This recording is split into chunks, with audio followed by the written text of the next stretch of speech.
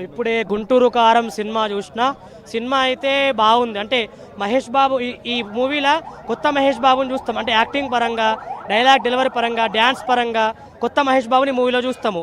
చాలా బాగా యాక్ట్ చేసిండు మహేష్ బాబు గారి సినిమాలో. సినిమా బాగుంది, బాగుంది. అంటే డ్యాన్స్ పరంగా బాగుంది. అన్ని లవ్ స్టోరీ, డ్యాన్స్ పరంగా ఇద్దరు కాంబినేషన్లో బాగుంది. ఇద్దరిది బాగా. మహేష్ బాబు లిటిల్గా చెప్పాలంటే మహేష్ బాబు గారి కంటే శ్రీలీల కొద్దిగా బాగా వేసిండు డ్యాన్స్. అంటే శ్రీలీలని చాలా బాగా వేస్తుంది. ఐ మీన్ ఎవరు డామినేషన్ చేయలేరు. శ్రీలీల బాగా వేసిండు డ్యాన్స్ మహేష్ బాబు కంటే.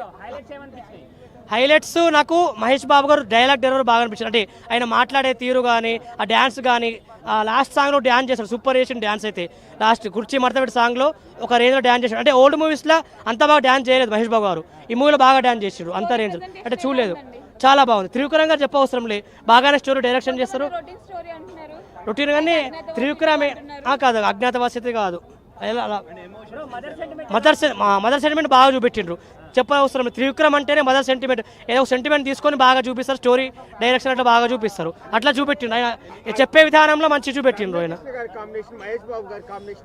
సెట్ అయింది, మదర్ సెంటిమెంట్గా సెట్ అయింది ఇద్దరికి. గూస్ బాంబ్స్ అంటే డ్యాన్స్, లాస్ట్లో డ్యాన్స్ అండ్ డైలాగ్ డెలివరీ, అవి గూస్ బాంబ్స్ అనిపించినాయి నాకు.